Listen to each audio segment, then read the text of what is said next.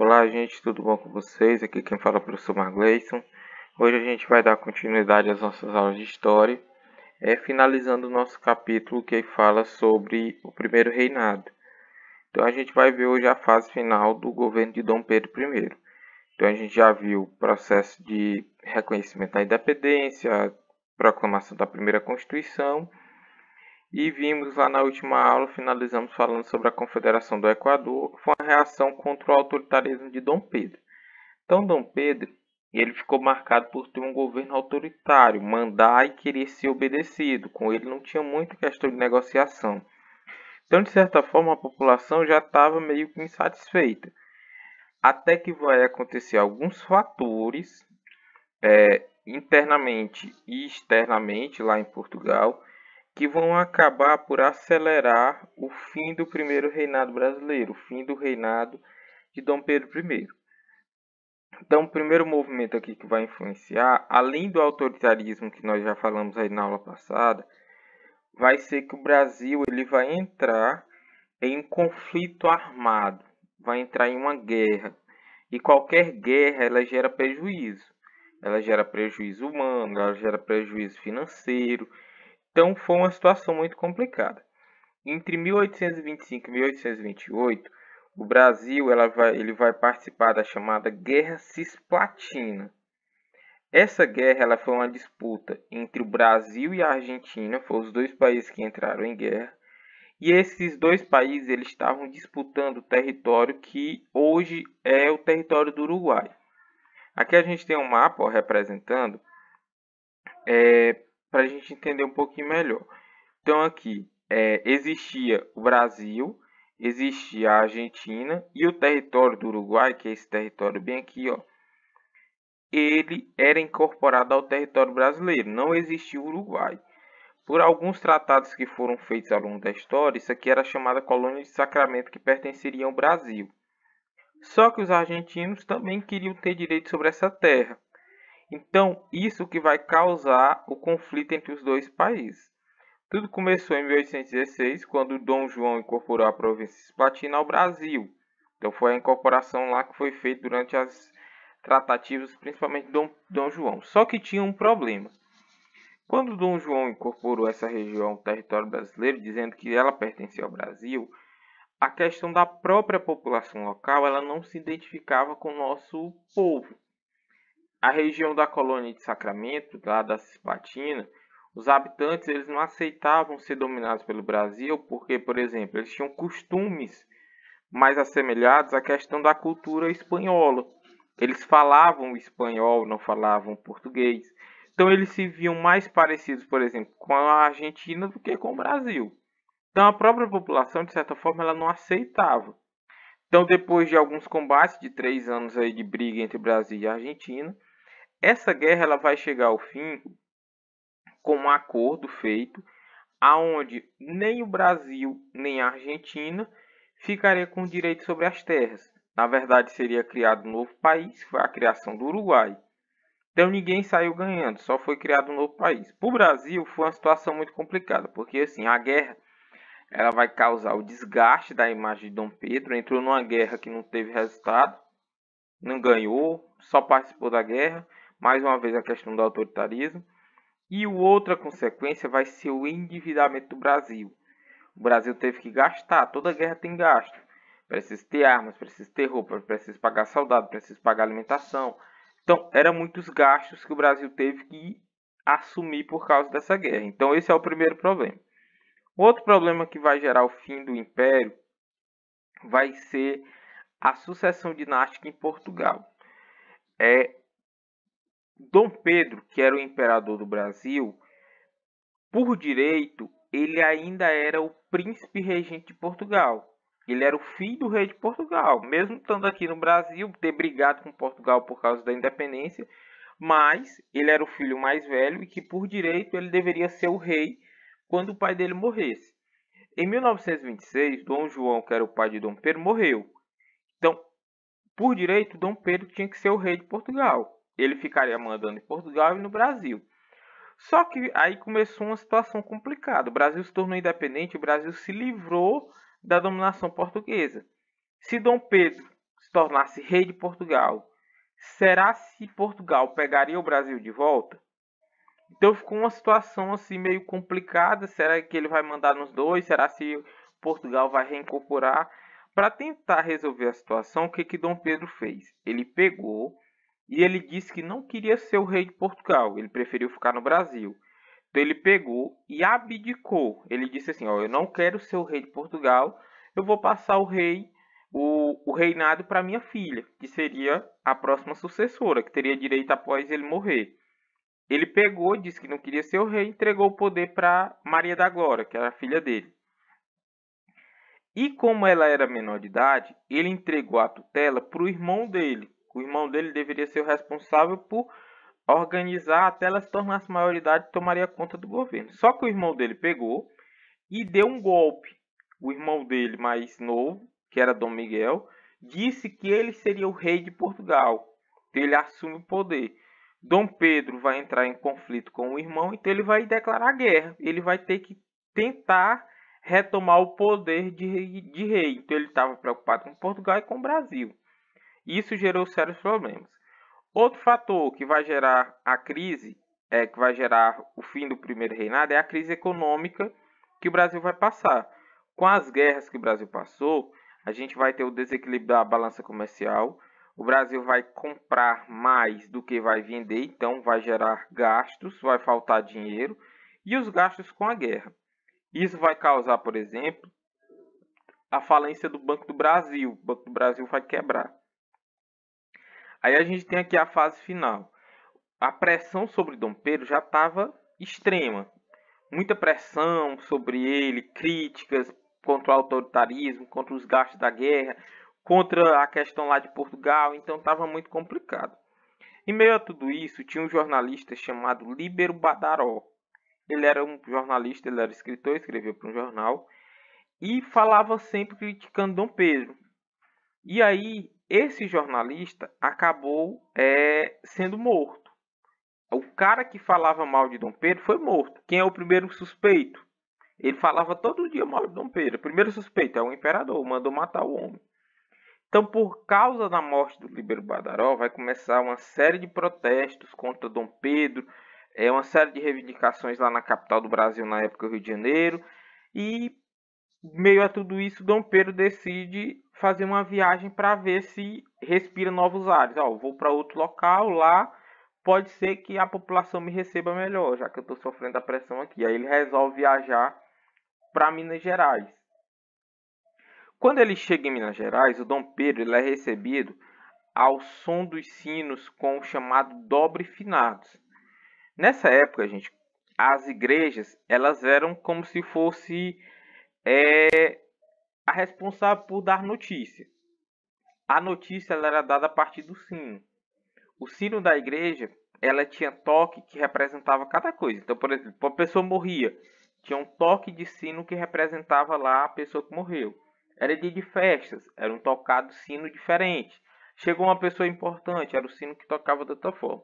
Quando Dom Pedro chegou, ele foi recebido com o toque de dobre finados, relembrando a morte do Líbero Badaró.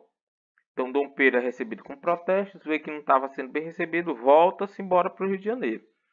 Em meio a tudo isso, os portugueses que moravam no Rio de Janeiro estavam doidos para ele voltar para Portugal para ser o rei, para pegar o Brasil de volta. Então eles organizam uma festa para receber o Dom Pedro.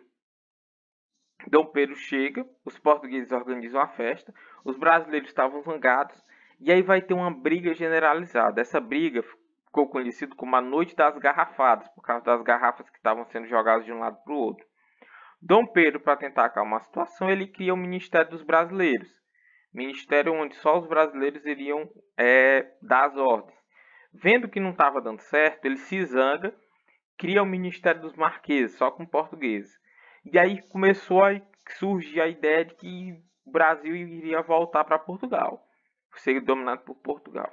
Diante da pressão que estava acontecendo, Dom Pedro pega, no dia 7 de abril de 1831, Dom Pedro ele vai abdicar o trono brasileiro em nome do filho dele, Pedro de Alcântara, que seria o futuro Dom Pedro II. Então ele pede para sair do Brasil e ele vai-se embora para lutar para recuperar o trono português que tinha sido tomado pelo irmão dele.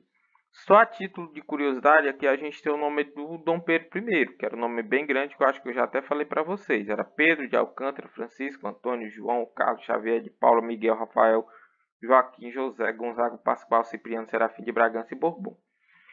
Então, Dom Pedro vai-se embora. O que é que vai acontecer agora? O filho dele, quando ele sai do Brasil, ele era menor de idade. Era uma criança de 5 anos de idade, se eu não estiver enganado. Então não tinha como governar. Pela lei do Brasil, dizia que o Brasil teria que ser governado por regentes. Então, a saída de Dom Pedro do Brasil, para alguns pesquisadores, seria o fato realmente que vai consolidar a independência brasileira. Porque Dom Pedro, quando ele estava governando, ele era o filho do rei de Portugal, que na verdade não mudou nada. Quando ele sai do Brasil, algumas pessoas dizem que aí sim seria o momento da independência brasileira, seria a partir desse momento. Esse período entre a saída de Dom Pedro I e até o Dom Pedro II assumir o poder, ele ficou conhecido como período regencial. Foi governado por regentes, que iriam governar até o imperador fosse maior de idade. Esse período ele ficou marcado pelas revoltas armadas e pelos embates políticos, os grupos políticos que vão rivalizar para saber quem é que vai assumir o poder. Então, a gente tem aqui, quando Dom Pedro sai, a gente tem a formação no Brasil de 3 grupos políticos diferentes com ideias que vão defender os seus lados. Então, os grupos que vão rivalizar para saber quem é que vai mandar. A gente tinha primeiro os chamados liberais moderados, que também eram chamados de chimangos. Ele era formado pelos grandes proprietários de terra. Então, as pessoas que tinham privilégios. Exemplo, Padre Diogo Antônio Feijó, Evaristo da Veiga, Bernardo Pereira de Vasconcelos. O que eles defendiam? Eles defendiam a manutenção da monarquia, então eles queriam continuar com a forma de governo, o imperador mandando.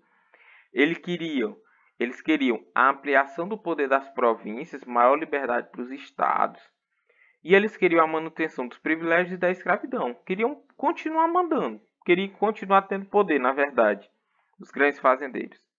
O segundo grupo eram os liberais exaltados, também conhecidos como farroupilhas. Era formado pelos pequenos proprietários e trabalhadores urbanos, exemplo Cipriano Barata e Borges da Fonseca, e eles defendiam a implantação de uma república, então eles não queriam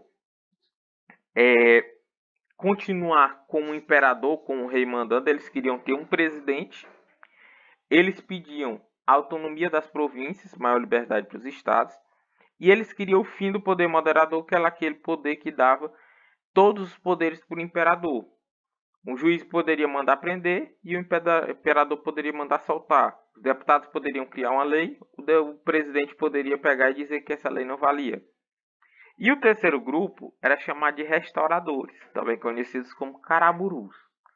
Esses caraburus, eles eram formados principalmente pelos comerciantes portugueses, liderados pelo José Bonifácio, que era o aliado de Dom Pedro lá durante seu governo, e eles defendiam uma monarquia forte e a volta de Dom Pedro I ao Brasil. Esse grupo ele vai ser dissolvido quando Dom Pedro morrer. Então ele é o menos importante, vamos dizer assim. Segundo a lei, como eu falei, a Constituição de 24, ela estabeleceu o seguinte: se o imperador fosse menor de idade, o país ele deveria ser governado por 3 regentes. Era como se fosse 3 presidentes que iriam governar até o imperador poder mandar. Quando Dom Pedro pede para sair, o Congresso, os deputados estavam de férias, que era quem deveria eleger esses regentes. Então foi eleito uma regência provisória. Regência provisória que deveria durar 3 meses até os deputados voltarem das férias. Nessa regência provisória a gente tem a vitória dos moderados, da regência trina provisória. Então, primeiramente, quem vai passar a mandar é os liberais moderados. Esses liberais moderados, a gente vai ter aqui, fatos que vão ocorrer durante o governo dele. Diminuição do poder executivo, de quem está mandando, e ampliação do poder dos deputados. Então, os deputados vão passar a ter muita força nesse período. É um período que a gente tem quase que parlamentarismo, principalmente mais à frente, lá no início do governo Dom Pedro II, beneficiando principalmente as elites agrárias. A gente tem a diminuição dos órgãos ligados à monarquia, como o exército. O exército ele vai perder força. Durante esse período vai começar a ser criada a chamada Guarda Nacional. Seria uma guarda particular. Os fazendeiros poderiam criar uma espécie de exército particular. Essa Guarda Nacional ela vai ser um instrumento mantedora do escravismo, para manter a escravidão, e para ser responsável pela repressão das manifestações populares. Essa Guarda Nacional ela vai dar títulos de coronéis para os fazendeiros, e ela vai ser muito importante, principalmente lá no período de república, quando a gente for estudar a questão do coronelismo, a força que esses coronéis vão assumir, graças a seus exércitos particulares. Em 1932, foi aprovado o Código do Processo Criminal, que dava maiores poderes aos juízes de paz e legislar localidades para julgar e prender. Em 1934, um dos fatos mais importantes que vai acontecer durante esse período de regência, é a aprovação do Ato Adicional de 1934. Esse ato ele estabeleceu a regência una. Era 3 pessoas que mandavam. Teve a regência trina provisória, a regência trina permanente, e a partir de 34, com o ato adicional, foi criada a regência una, aonde quem iria mandar seria apenas uma pessoa. Além disso, ela atribuía maior autonomia para as províncias. Com a aprovação do ato adicional, a regência una, foi eleito o padre Diogo Antônio Feijó para regente. Surgimento de 2 novos partidos políticos.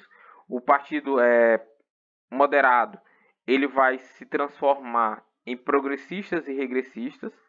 Os progressistas apoiavam a descentralização do ato adicional e os regressistas combatiam a descentralização e propunham a revogação do Estado. Quando for na próxima aula, gente, a gente vai estudar as revoltas que vão acontecer durante esse período. Foi um período marcado principalmente por essas revoltas que vão acontecer em todas as partes do Brasil. Então essa aula a gente vai encerrando por aqui. Espero que vocês tenham entendido. Qualquer dúvida que tenha ficado, é só entrar em contato que eu estou à disposição de vocês. A gente encerra por aqui. Tchau, tchau. Fiquem bem e até mais para vocês.